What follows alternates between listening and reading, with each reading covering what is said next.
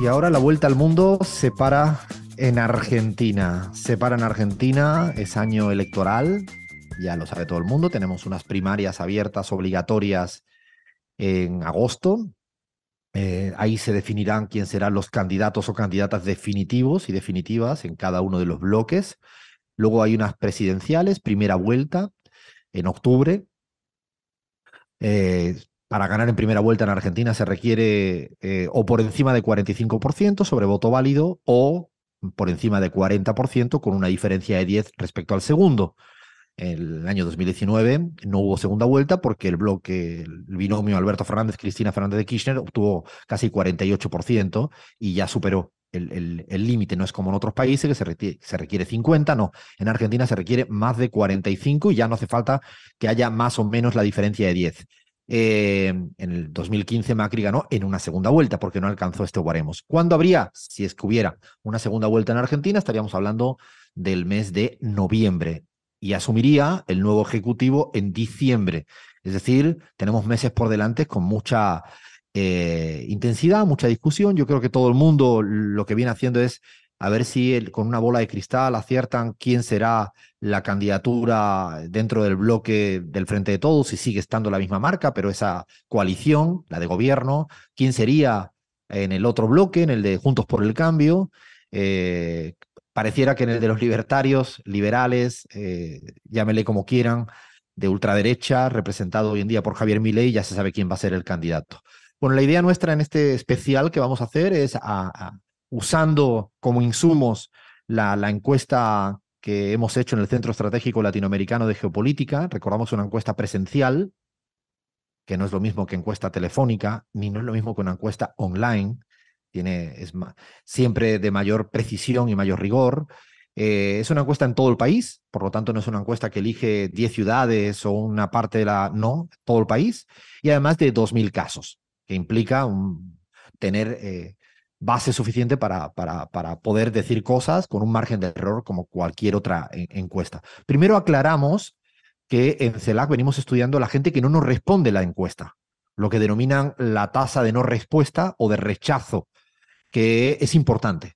Es importante, cada vez más importante en América Latina y en el mundo, y que se desconoce. Y esto significa que hay un sector de la población que no tiene ganas de contestarte. Hay un autor fantástico francés muy conocido, se llama Bourdieu, todo el mundo lo conocerá, o mucha gente que estudia sociología y teoría política lo conoce. Él dice algo fantástico de las encuestas, que dice, ¿ustedes se han dado cuenta, a los encuestólogos, que a veces preguntan cosas a la gente que la gente no se ha preguntado? Bueno, eso es un déficit que tienen las encuestas y hay que reconocerlo como tal. ¿Eso significa que hay que tirarlas a la basura? No, ni lo uno ni lo otro. La idea es utilizarlo como un insumo que te sirve como tal y no leer los datos con hiperprecisión, ¿no? Es decir, si uno dice que tiene 29 y el otro tiene 27, es que el de 29 ya le ha ganado al de 27. No, esto no es la Fórmula 1 ni una... No, esto no funciona así, las encuestas.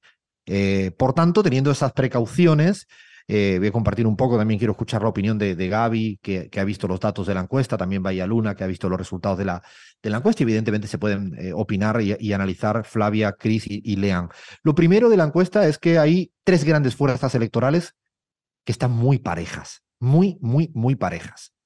Es que el que tiene 29, que es Javier Milei, está muy por encima del Frente de Todos que tiene 26, 27, no. ¿Y es que el tercero, que es Juntos por el Cambio, es el tercero por tener 24? No. En el fondo lo que vemos es que hay casi un triple empate técnico.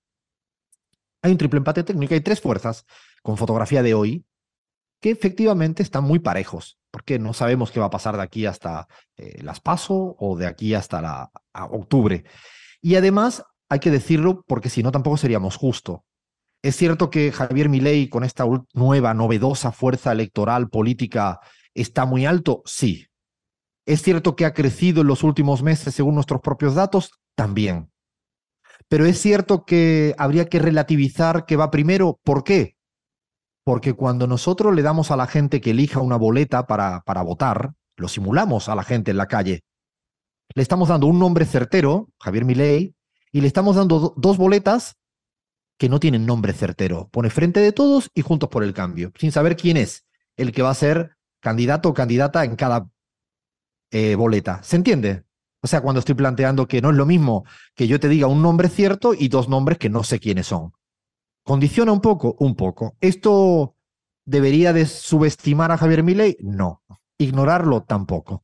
Y yo creo que esto, en términos de análisis para presentar los números, que a veces cuando te preguntan lo que quieren saber es quién va a quedar primero, y creo que van los tres muy parejitos. Van los tres muy parejos y todavía queda bastante tiempo. En tendencias, y eso es interesante, Javier Milei va creciendo, Juntos por el Cambio va cayendo y el Frente de Todo está muy estable. Ese sería como en tendencia, ¿no? Si lo ves en perspectiva, es creo que lo más relevante. Gaby, como primer pantallazo, antes de entrar en los detalles de Milei y Cristina Fernández de Kirchner como dos grandes electores, ¿qué dirías, a grosso modo, en esta carrera electoral de tres grandes fuerzas, donde recordamos que pasan dos y pareciera difícil que ganara una en primera vuelta, ¿no? Sí, pareciera difícil que haya un vencedor en primera vuelta, pero yo sacaría un par de conclusiones iniciales sobre esto. No, hace algunos meses atrás, Alfredo, nosotros hemos hablado de Javier Milei, inclusive en este programa hemos hecho un personajazo, un personaloco, como le llamamos ahora, con Javier Milei, eh, y habría que entender el fenómeno y no desdeñarlo. Entender el fenómeno desde el sentimiento de la gente, desde qué es lo que le está pasando, pero también entender el fenómeno y cuánto también es su techo de crecimiento, porque hay gente que ideológicamente o políticamente probablemente no pueda votar nunca por él.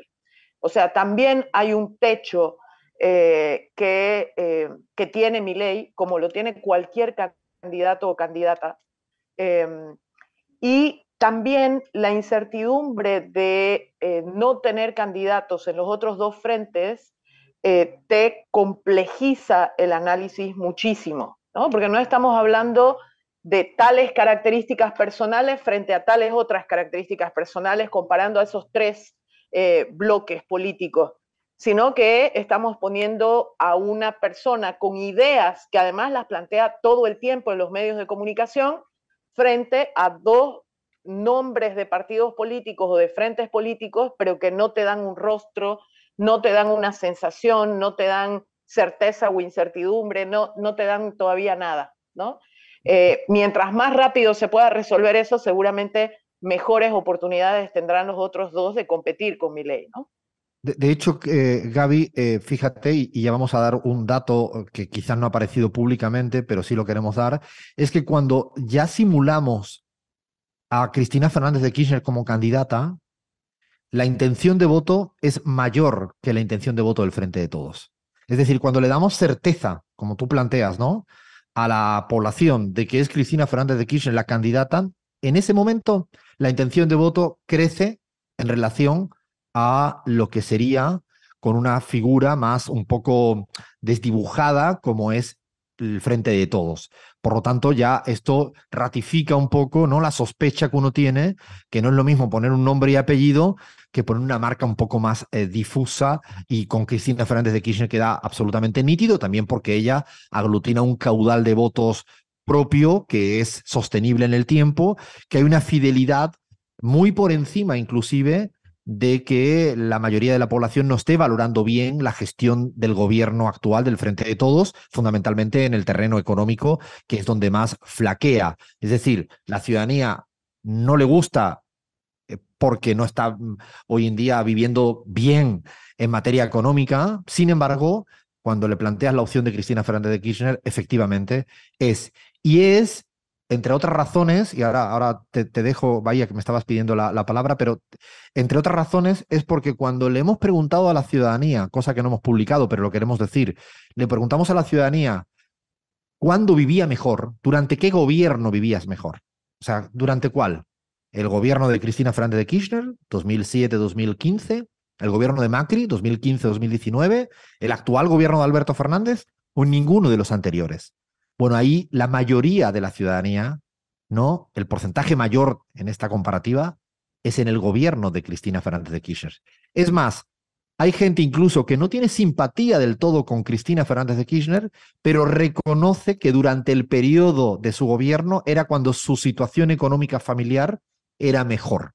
Y eso me parece que es un pilar muy sólido sobre el cual efectivamente su intención de voto hacia adelante es relevante. Con esto no estamos diciendo si es o no es candidata, lo que estamos es analizando, caracterizando la fortaleza electoral y política que tiene la actual vicepresidenta y una lideresa que proyecta una identidad política muy relevante. Vaya.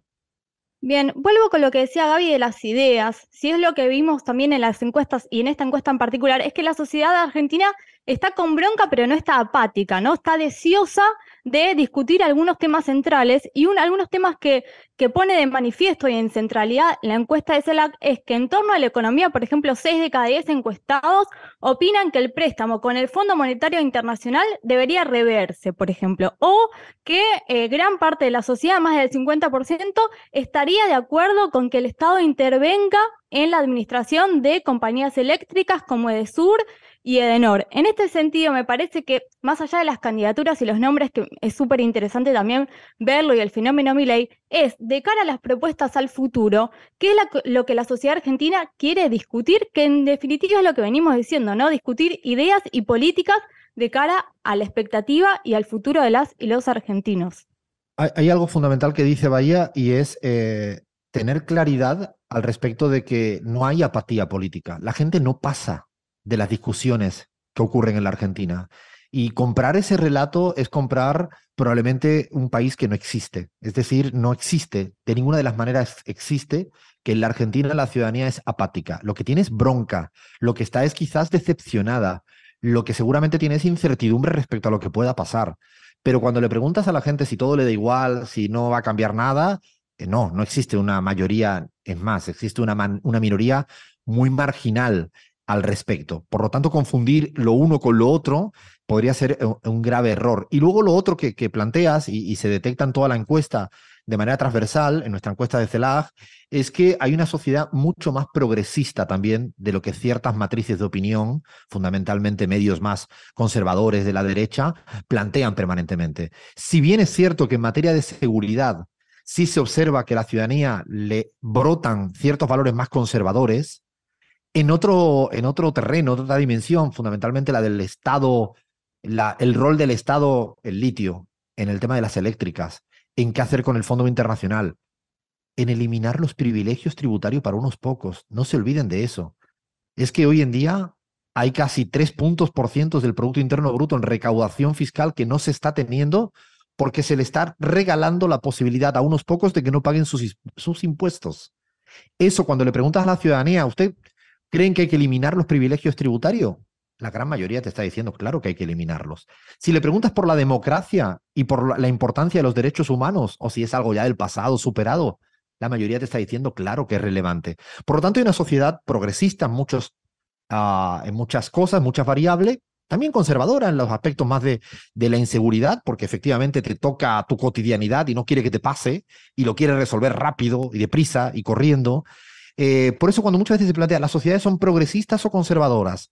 Bueno, ahí hay un concepto fantástico de Lakoff que utiliza el término de la biconceptualidad, que significa que en algunas cosas son progresistas y en algunas otras puede ser conservador. Y si no, preguntemos, no, a nosotros y nosotras mismas, si en algunas cosas tú eres más atrevido, en otros no. Bueno, esto es la vida misma. Yo creo que esto es fundamental para entender el fenómeno Milei. Es fundamental para entender el fenómeno electoral Milei.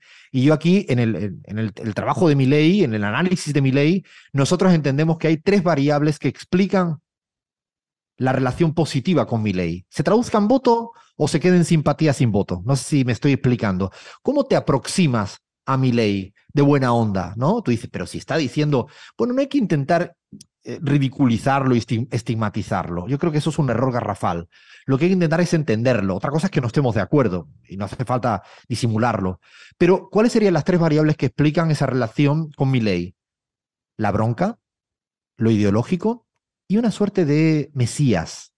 Una suerte de tengo soluciones para todo y además tengo soluciones rápidas, como si fueran atajos. Esa puesta en escena medio mesiánica, ¿no? De Salvador.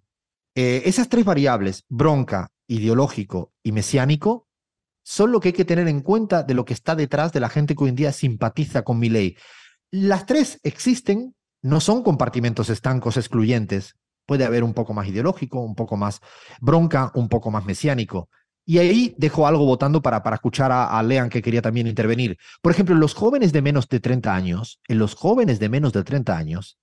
el factor mayoritario que le hace acercarse a Milei no es ni siquiera lo ideológico, es la bronca y es lo mesiánico. Que le pasó a Donald Trump, le pasó a Bolsonaro y le han pasado a Rodolfo Hernández en Colombia y le han pasado a otra gente. Lo mesiánico del personaje y la bronca que un poco canaliza es lo que hace que los jóvenes, las jóvenes, se aproximen. Y de hecho es interesante, cuando uno mira cómo votaron los jóvenes, las jóvenes en el año 2019 a Juntos por el Cambio, los que votaron ahí, hoy en día la mitad de los que votaron ahí, la mitad, hoy en día ya estarían dispuestos a votar por Javier Milei, porque se decepcionaron con Juntos por el Cambio y porque cada día acumulan más bronca. Ni siquiera es una cuestión estrictamente ideológica, porque hay de todos los votantes y simpatizantes de Milei. Hay gente que cree en el Estado, que cree que hay que eliminar privilegios tributarios para los más ricos. Por lo tanto, seamos complejos en un fenómeno complejo. No caigamos en el maniqueísmo, en el simplismo de, no, son todos, la sociedad argentina se ha hecho facha. Y no suele ser tan todo o nada nunca en las sociedades. Los cambios societales son distintos. Lean. Sí, Alfredo, yo también quería destacar un aspecto que es que muchos jóvenes que votan a Milei hace muchos años seguidos vienen con una pérdida de poder adquisitivo, digamos, constante.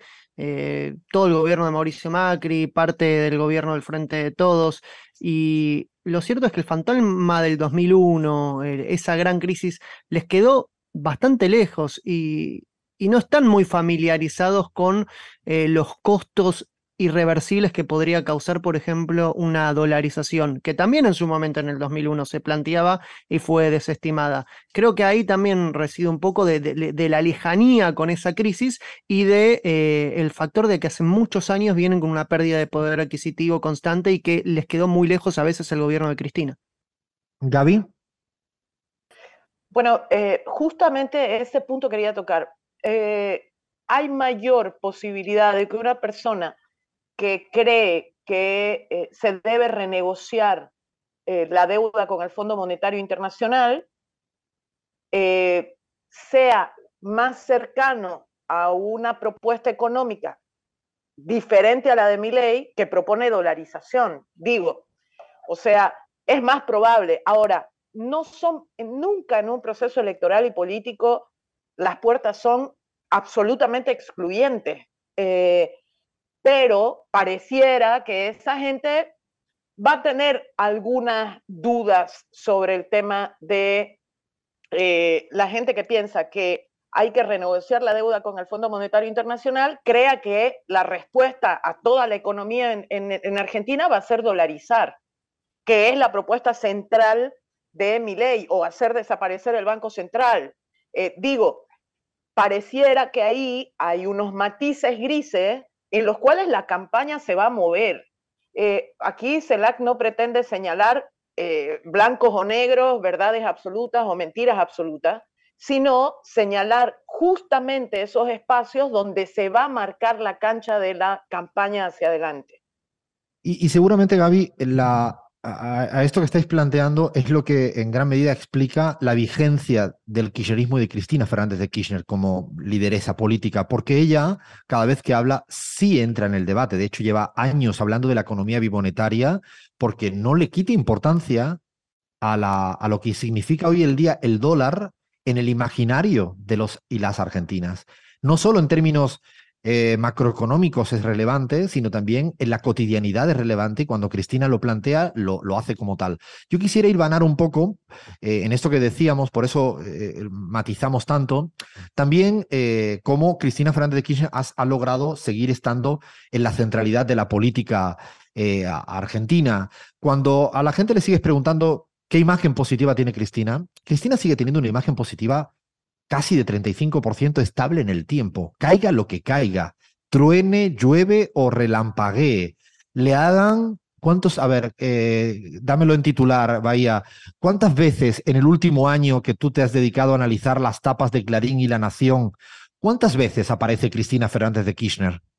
A ver, Alfredo, día tras día, 365 días, en el 50% de las tapas, o sea, una de cada dos, aparece Cristina Fernández de Kirchner y casi 3/4 partes de manera totalmente negativa, ¿no?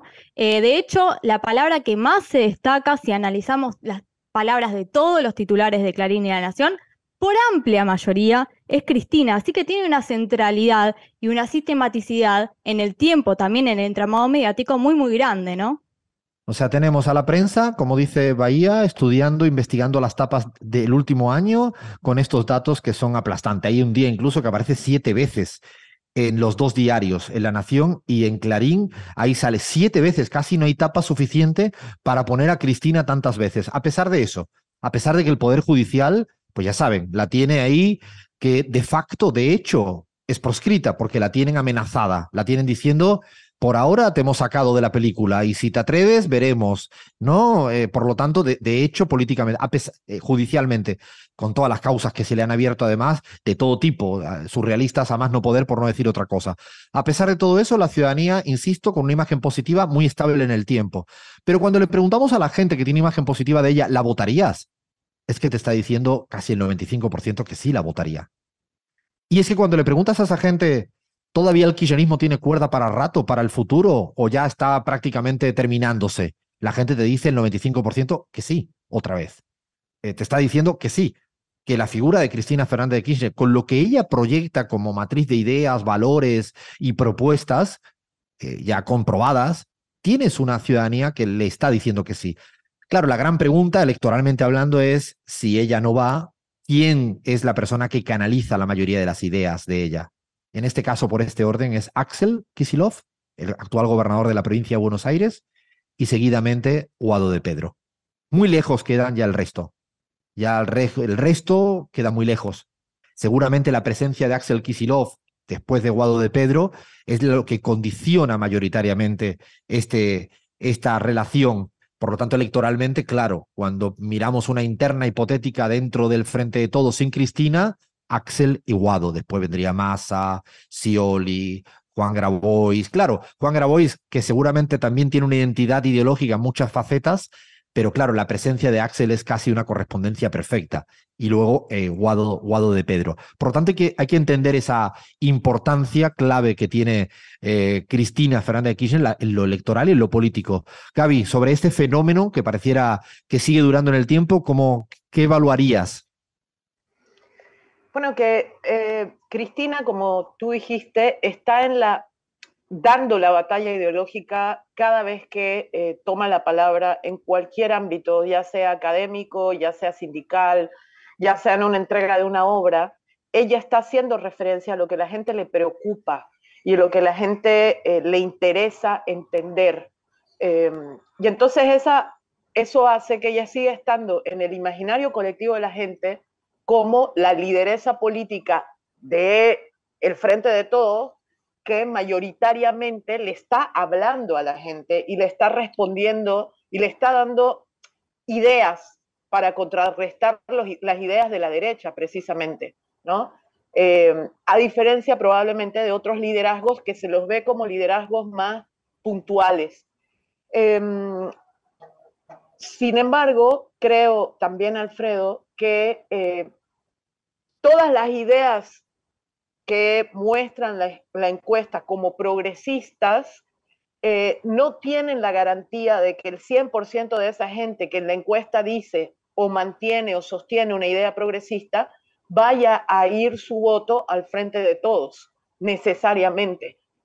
Porque también puede sucederle a la gente que no encontrando propuestas que conviertan esa idea general en una propuesta de política de Estado y de acción de un gobierno futuro, si no encuentra eso, la gente puede mover su voto a otra parte, ¿no?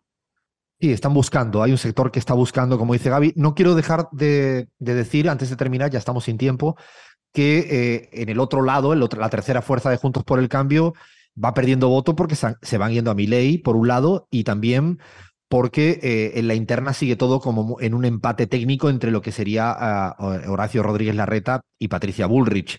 Ellos tienen, digo ellos, Juntos por el Cambio, tienen un verdadero problema electoral, porque si bien hace 6-7 meses aparecía siempre como primera fuerza en intención de voto de manera estable y con cierta holgura, hoy ya le cambió el panorama porque efectivamente hay una fuga permanente de votos hacia el otro lugar, que es el escenario, o mejor dicho, el fenómeno electoral de Javier Milei. Incluso Patricia Bullrich tendrá dificultad para garantizar la interna, porque casi siempre el votante busca lo auténtico. Y en este caso, el que dice las cosas de la manera que lo dice, para aquel que le gusta ese estilo, se va directamente a Milei en detrimento probablemente de Patricia Bullrich, y veremos a ver qué ocurre. Hasta acá, sin tiempo, pero queríamos dedicarle un poco de análisis, de punto de vista a cómo vienen las elecciones en la Argentina, discutiendo todos los sentidos comunes que hay detrás.